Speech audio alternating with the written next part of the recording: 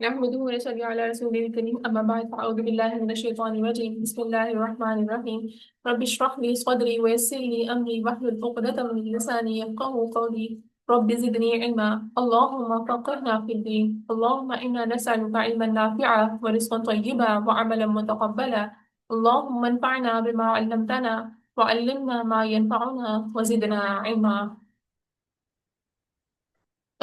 اللهم يا مقلب القلوب ثبت قلوبنا على دينك اللهم يا مصرف القلوب صرف قلوبنا على طاعتك ربنا لا تزغ قلوبنا بعد إذ هديتنا وهب لنا من لدنك رحمة إنك أنت الوهاب ربنا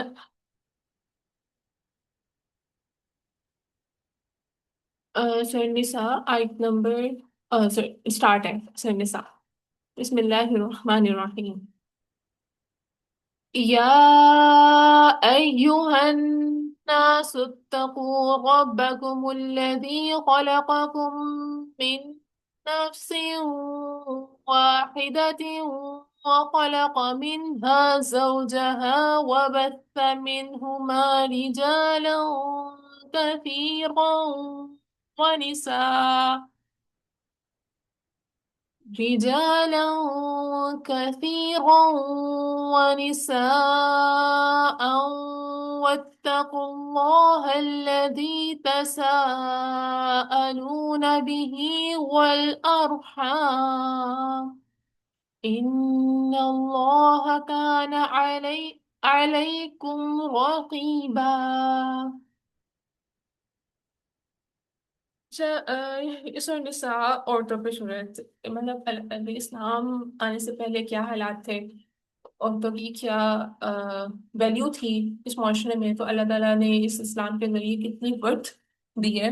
تو یہ سورج جو ہے نا مدینہ میں 3 ہجری سے 5 ہجری کے آغاز تک نازل ہوئی ہے، مطلب ہجرت کرنے کے 3 سال بعد، اور 3 سال سے لے کے 5 سال تک۔ اور حضرت عائشہ رضی اللہ عنہا فرماتی ہیں کہ یہ سورج ان کی رخصتی کے آغاز سے ہوئی تھی، اور ان کی رخصتی جو ہے نا ہجرت کے 8 ماہ بعد ہوئی تھی۔ جیسے مطلب ہجرت کے 8 ماہ بعد ان کی رخصتی ہوئی ہے، اور اس کے بعد سے سورہ نساء کا آغاز ہوا۔ پورے قرآن مجید میں الرجال میں کوئی صورت نہیں ہے، مطلب مرد کے نام پہ کوئی صورت نہیں ہے۔ ایک جو فرینچ تھا نا مورخ، اس نے قرآن کا ترجمہ کیا نا، تو اس نے کہا کہ اگر مجھے یہ پتا نہ ہوتا کہ اس کے مؤلف نبی صلی اللہ علیہ وسلم ہیں تو میں یہی سمجھتا کہ کسی عورت نے لکھی ہے، حالانکہ اس کتاب کے مؤلف جو ہے نہ نبی ہے نہ انسان ہے بلکہ اللہ تعالیٰ ہے۔ تو اللہ تعالیٰ نے ایک جو رائٹر ہوتا ہے نا، اس کی جو پرائرٹیز ہوتی ہیں اس کی تحریر سے پتہ چلتی ہیں کہ اس کے لیے کیا چیز کتنی ویلیویبل ہے۔ اور اللہ تعالیٰ نے جب یہ قرآن نازل کیا تو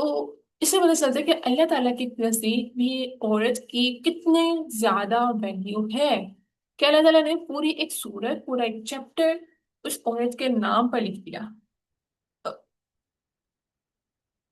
اور اس صورت میں سب سے پہلے اور سب سے زیادہ جو توجہ ہے نا وہ گھریلو زندگی کو خوشگوار بنانے پر دی گئی ہے، کیونکہ گھر کی جو خوشحالی پر جو ہے نا معاشرے کی خوشحالی کا انحصار ہے۔ اگر گھر میں بد امنی ہوگی تو معاشرہ کس طرح سے پرامن ہو سکتا ہے؟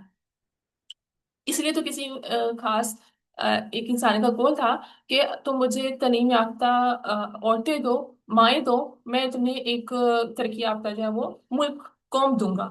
تو ایک عورت جو ہے وہ بہت، اس کے اندر بہت کچھ کرنے کی صلاحیت رکھتی ہے، اس کے اندر جذبہ ہو تو وہ کچھ بھی کر جاتی ہے۔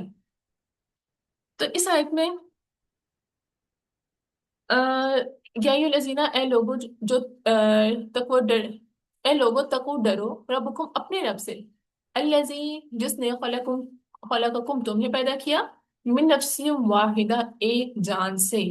وخلق، اور اس نے پیدا کیا، منہا اسے، زوجہا، بیوی اس کی، وبث، اس نے پھیلا دیا، منہما، ان دونوں سے، رجالا، مرد، کثیرن، بہت سے، ونسان، اور عورتیں، واتقوا، اور ڈرو، اللہ سے، الذی، وہ جو، تساءلون، تم ایک دوسرے سے سوال کرتے ہو، بھی، اس کے واسطے سے، والارحام، اور رشتوں کو، ان اللہ، بے شک اللہ، کان ہے، علیکم، تم پر، رقیب، نگران۔ انسان جو ہے نہ اپنے ساتھ، نہ اپنے رشتے داروں، نہ اپنے دوستوں کے ساتھ انصاف کر سکتا ہے جب تک اس کی جو بنیادی چیز ہے نا وہ نہ ہو، اور وہ بنیادی چیز کیا ہے؟ تقوی۔ ایک حدیث کا مفہوم ہے اللہ تعالیٰ کے نزدیک سب سے عزت والا وہ ہے جس میں سب سے زیادہ تقوی ہو۔ اسلامی سطح پر نا رشتہ داروں سے حسن سلوک کرنا صلح رحمی کہلاتا ہے، اور تقوی کے بعد سب سے زیادہ اہمیت اللہ تعالیٰ نے رشتہ داروں سے صلح رحمی کرنے، صلح رحمی کی ہے کہ رشتہ داروں کے ساتھ جو ہے وہ صلح رحمی کرو۔ کہ اللہ تعالیٰ نے اپنے رب اپنے آپ سے ڈرنے کے بعد سیدھا کیا حکم دیا کہ تمہیں جو ہے وہ پیدا کیا ایک جان سے، اور اسے مطلب آدم علیہ السلام کی طرف یہاں پر اشارہ ہے، اور پھر ان سے ان کی زوج یعنی حضرت حوا علیہ السلام کو پیدا کیا، اور پھر ان سے تمام بنی ہوئی انسان کو پھیلا دیا اس مطلب ان سے آگے اولادیں ہوئیں جس سے مرد اور عورت اس زمین میں پھیلتے چلے گئے۔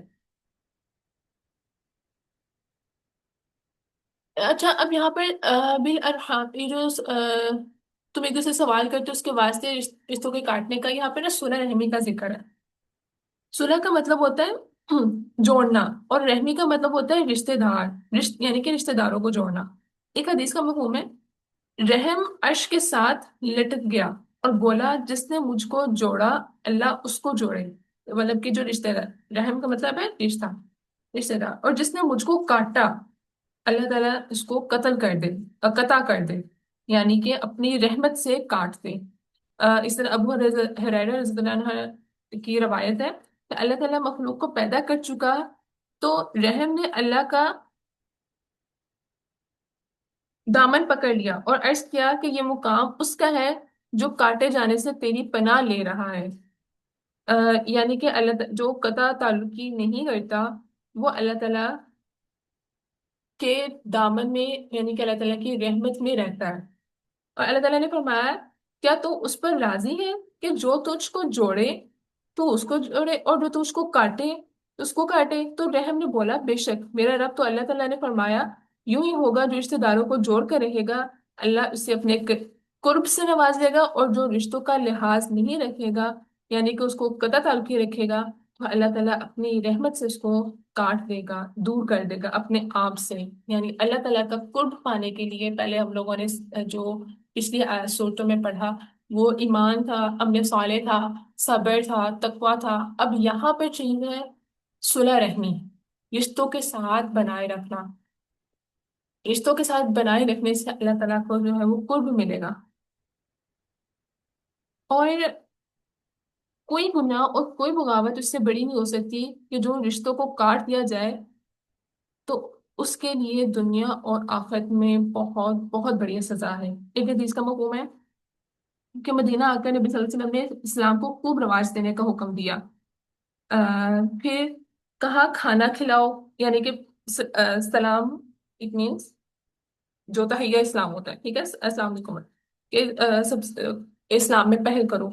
پھر جو کہا کہ کھانا کھلانے کا انہوں نے ترغیب دی، پھر رشتے داروں کو جوڑنے کی انہوں نے ترغیب دی، اس کے بعد راتوں کو قیام کرنے اور جبکہ لوگ سو رہے ہوں پھر تم امن کے ساتھ جنت میں چلے جاؤ گے۔ تو آج خیر سے طاقت ہے، اور سب ليلۃ القدر کی تلاش میں عبادت بھی کریں گے، نوافل بھی پڑھیں گے۔ تو ہمیں سب سے پہلے یہ دیکھنا ہے کہ ہم کوئی ایسا فیملی ممبر تو نہیں ہے، موسٹلی اس کو عید میں پروموٹ کیا جاتا ہے کہ عیدوں میں جو ہے اپنی جن سے تعلق ٹوٹا ہوا ہے ان سے ہم لوگ ہینڈ شیک کریں اور اپنی دوستی، اپنا جو رشتہ ہے اس کو بحال کریں، صلح رحمی کریں۔ تو کوشش کریں کہ اس ان راتوں میں، ان پاک راتوں میں جو ہے وہ اپنے ان فرینڈس، کوئی ریلیٹیو، کوئی دوست، کوئی نیبر، کچھ بھی کسی کے ساتھ آپ کی انبن ہوئی ہے اور کوئی ناراضگی آپ کو لگتا ہے کہ وہ ناراض ہے تو اسے اچھے طریقے سے سلام لے کے حال چال پوچھیں، اور جسٹ ایک چھوٹا سا میسج کر دیں کہ آج ليلۃ القدر کی رات ہے، سوری طاق رات ہے، اور پاسبل ہے کہ ليلۃ القدر کی رات بھی ہو، تو میری دعا ہے کہ اللہ تعالیٰ آپ کے لیے اس دنیا اور آخرت میں آسانی والے معاملات کرے، آپ بھی مجھے دعا میں یاد رکھنا۔ تو اس ایک چھوٹا سا نا میسج، کچھ بھی جیسا اگر آپ کو لگتا ہے کہ کوئی آپ کی کوئی انبن ہوئی تھی اس کو تھوڑا سا کلیئر کرنے کی ضرورت ہے تو بحث نہ ہو، خود کو ڈیفینڈ نہیں کرنا، کیونکہ ڈیفینڈ کرنے میں بحث نہ بھی ہو جائے گی، اس کو سمجھے کہ نہیں بھی مسٹیک تھی تب بھی آپ کی مسٹیک ہے، بس اللہ تعالیٰ کی خاطر وہاں پہ ہم نے صلح رحمی کرنی ہے اس چیز کے لیے کہ آج کے جو طاق رات میں ہم نے جو سورت بھی پڑھ لی ہے اس کے اکارڈنگلی اللہ تعالیٰ کا قرب پانے کے لیے ہمیں صلح رحمی کرنی ہے. اچھا. اچھا صلح رحمی نا یہی نہیں ہے کہ اگر آپ کے ساتھ کوئی اچھا کرے تو بھی اس کے ساتھ اچھا کریں. جو آپ کے ساتھ برا کرے نا اس کے ساتھ رشتہ جوڑنا یہ صلح رحمی ہے. اگلے آپ کے ساتھ جتنا مرضی برا کر دے مگر ایسا نہیں ہے کہ یہاں پر آپ کو کہہ دیا جائے کہ آپ پھر سے اپنا نقصان کر بیٹھو. اپنا صرف آپ نے رویہ اس کے ساتھ اچھا رکھنا ہے. ڈیلنگ کو آپ اپنی وہ جو ہے وہ ریسٹرکٹ کر سکتے ہو. کوئی آپ کی فار ایگزامپل کوئی بزنس ڈیلنگ ہے یا آپ نے کوئی اپنے سیکرٹس کوئی فرینڈ تھی جس کے ساتھ سیکرٹس آپ ایکسچینج کرتے تھے تو وہ چیز آپ اس کو ریسٹرکٹ کر سکتے ہو. بٹ حال احوال اور ضرورت کا خیال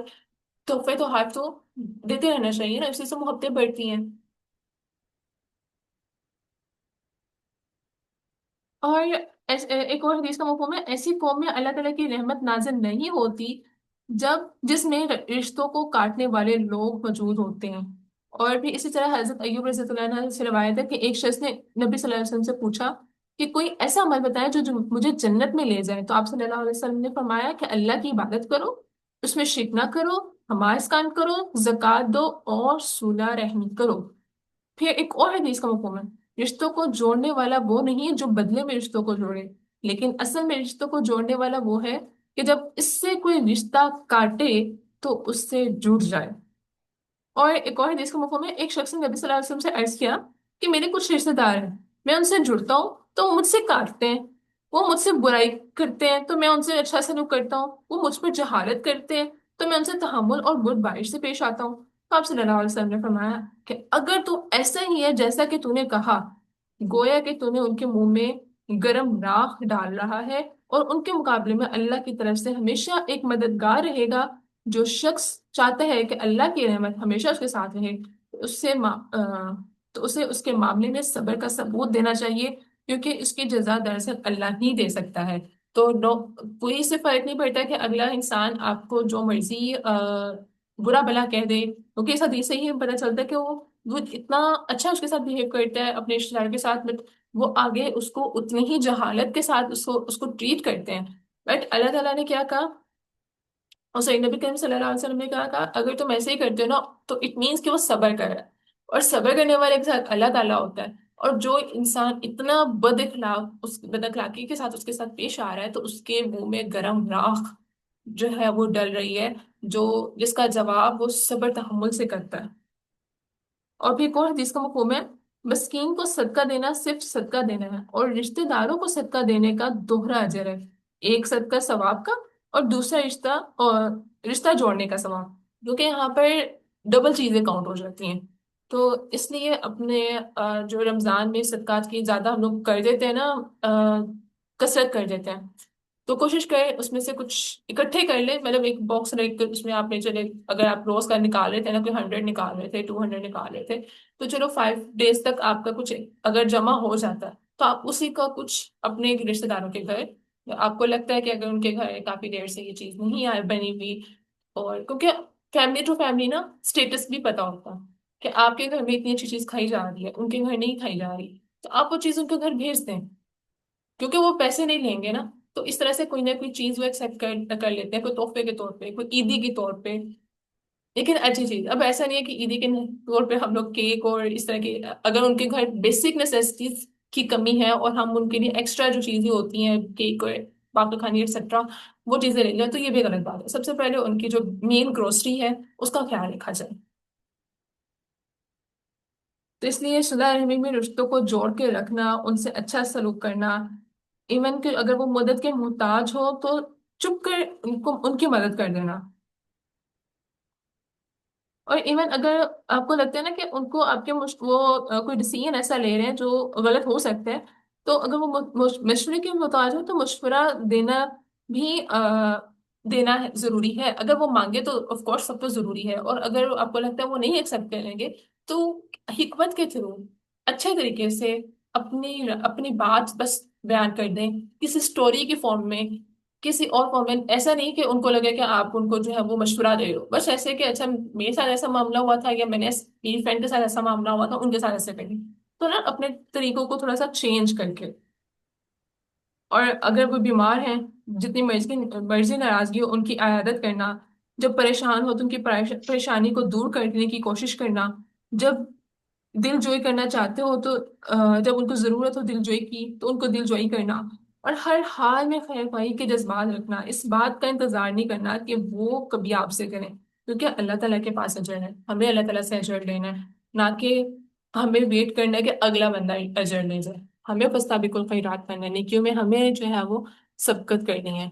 کہ وآتوا الیتامی، اور دو یتیموں کو اموالہم ان مال ان کے، ولا اور نہ تتبدلوا تم تبدیل کرو الخبیث ناپاک کو بالطیب پاک سے،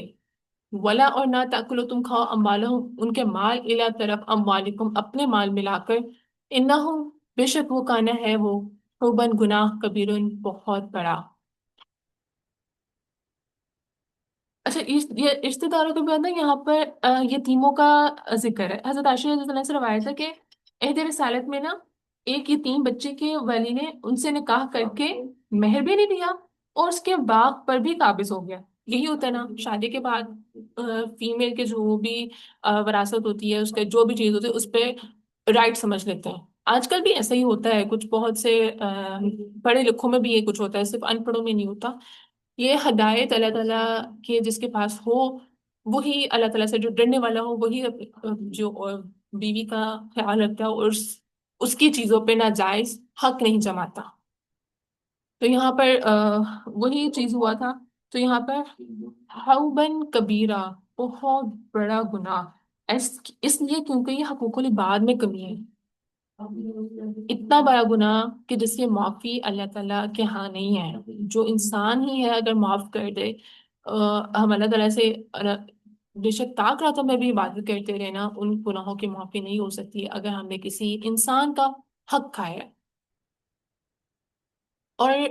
بعض دفعہ جو ہے وہ بعض لوگ کیا کرتے ہیں کہ ان کا مال کو اپنے مال کے ساتھ ملا لیتے ہیں، یہ کہہ کے کہ میں ان کا کفیل ہوں۔ اب جیسے اس کا خاوند تھا، اسے شادی کر لی اور وہ کہہ رہا ہے کہ میں اس کا کفیل ہوں تو میں کروں گا۔ اکثر جو اب اڈاپٹ کر لیتے ہیں یتیموں کو اور پھر ان کا مال جو کھاتے ہیں کہ میں اب ان کا کفیل ہوں۔ اگر ان کے پاس اتنی سورسز ہیں کہ وہ کھلا پلا سکتے ہیں تو ان کو اپنے سورسز سے ہی کھلانا پلانا ہے، اور جب جب وہ بچے یتیم بچے بالغ ہو جائیں پھر ان کے جو مطلب بالغ ان دیٹ سینس کہ وہ اس چیز کو سنبھالنے کی سمجھ بوجھ ان کو آ جائے، پھر ان کو وہ چیز ہینڈ اوور کرنی ہے، نہ کہ اممیچورٹی کی حالت میں ان کو دے دیا جائے کہ وہ ان کو سنبھال بھی نہ پائیں اور پھر وہ ضائع کر دیں اس سے پہلے کہ وہ میچور ہوتے ہیں۔ ہاں، وہ لوگ جن کے پاس ریسورسز نہیں ہیں وہ اس کو یوٹیلائز کرنے، ان کے پاس مطلب حجت آتی ہے کہ وہ اس کو یوٹیلائز کر سکتے ہیں، بٹ ان کے بھی ایک طریقہ ہوتا ہے کہ کس طرح سے وہ یوٹیلائز کر سکتے ہیں، کہ وہ جو یتیم ہیں ان کو ان کا جو ہے وہ پرووائڈ بھی کریں اور اس سے پھر اپنا کوئی سسٹینیبل بزنس اپنا جو ہے نا وہ بلڈ کریں، کہ ایسا نہیں کہ وہ مال ختم ہو گیا تو بس سب ختم۔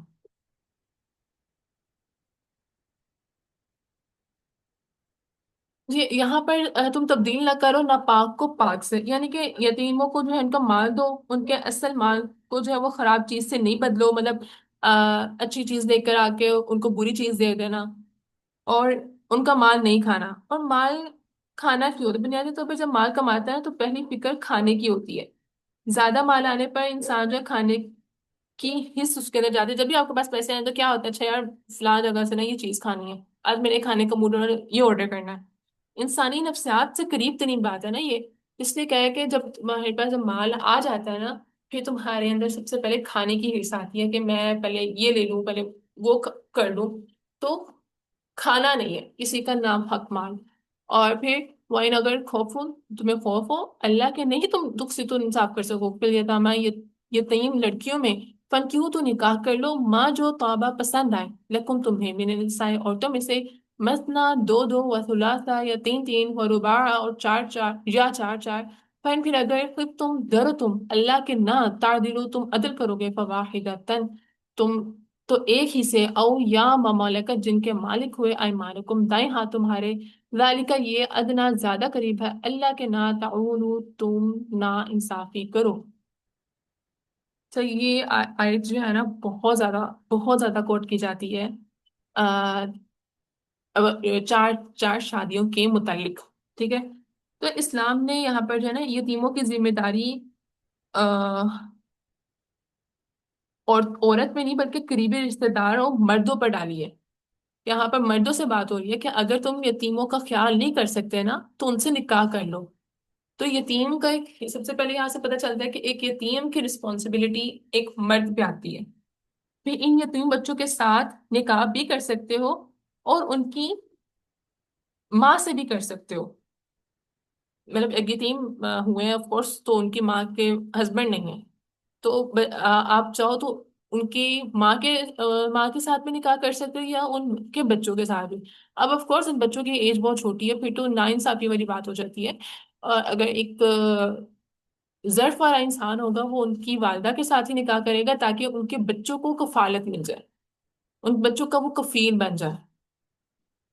باپ کا رول ادا جو ہے وہ کر سکے. اور پھر ایک جو عورت ہوتی ہے اس کو جو ایموشنل سپورٹ ریکوائرڈ ہوتی ہے اس ایج میں آ کے, کیونکہ جیسے جیسے ٹائم گزرتا ہے تو اس کو ایموشنل سپورٹ کی ریکوائرڈ ہوتی ہے. اکیلی ایک انسان اکیلا تو زندگی گزار نہیں سکتا, اللہ تعالیٰ نے اسی لیے تو پیئرس میں پیدا کیا نا سب کو, تو اس کے لیے بھی وہ چیز ضروری ہوتی ہے, اس لیے اس سے بھی نکاح کر سکتے ہیں. لیکن ہمارے ہاں جو ہے نا عورت سے نکاح تو کر لیتے لیکن بچوں کی ذمہ داری نہیں لیتے.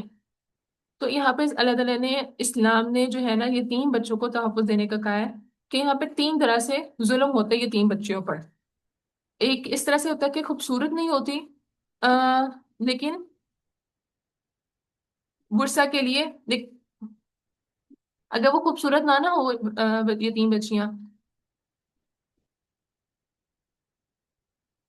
لیکن ان کے پاس وراثت ہوتی ہے, ان کے پاس کوئی مال ہوتا ہے, ان کے فادر کے پاس کوئی مال ہوتا ہے تو اس بیس پہ ان سے نکاح کر دیتے ہیں. اگر تو وہ خوبصورت ہوتی ہیں تو وہ کیا کرتے ہیں مہر کم دیتے ہیں یا دیتے نہیں ہیں کیونکہ ان کے اوپر کوئی ہے نہیں دینے والا پوچھنے والا. اور خوبصورت نہ ہوتی اور اگر ان کے پاس مال بھی نہ ہوتا تو نکاح کے لیے دلچسپی بھی نہ ہوتی انہیں, یعنی کہ کوئی کفالت بھی نہیں کرتا ان کی. تو اس طرح سے یہ تین بچوں پر ظلم کیا ہوتا ہے ہمارے سوسائٹی میں. ایک حدیث کا مفہوم ہے اگر تم میں سے کوئی ہر کوئی جب نکاح کا پیغام بھیجے تو اس میں کوئی ایسی خوبی دیکھ لے جو زندگی گزارنے کا سبب بن سکے. بظاہر صرف خوبصورتی, بظاہر صرف مال, یہ دونوں چیزیں ٹیمپرری ہوتی ہیں. نکاح کے لیے ضروری ہے ایک ہیبٹ دوسرے انسان میں ہو جس میں آپ کو لگے کہ اگر یہ جو ٹیمپرری چیزیں ختم بھی ہو جائے نا مگر یہ پرماننٹ چیز اس کے اندر ہے تو میری زندگی اس کے ساتھ گزاری جا سکتی ہے. اور پھر آگے جو ہے نا وہ نکاح کے کی بات وہ تھوڑا ڈیٹیل میں آ جاتی ہے, اس کو ہم کل کنٹینیو کریں گے کیونکہ ابھی ٹائم کافی ہو گیا پھر آپ لوگ جو ہے نماز وغیرہ نوافل بھی پڑھنے ہوں گے آپ لوگوں نے. تو ابھی کے لیے تلاوت چلاتے ہیں, اس کو پھر ہم نیکسٹ کنٹینیو کریں گے کل, ٹھیک ہے. تلاوت.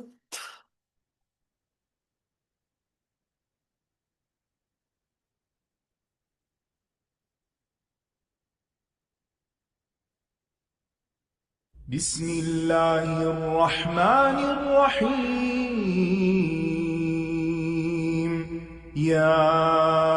أيها الناس اتقوا ربكم الذي خلقكم من نفس واحدة وخلق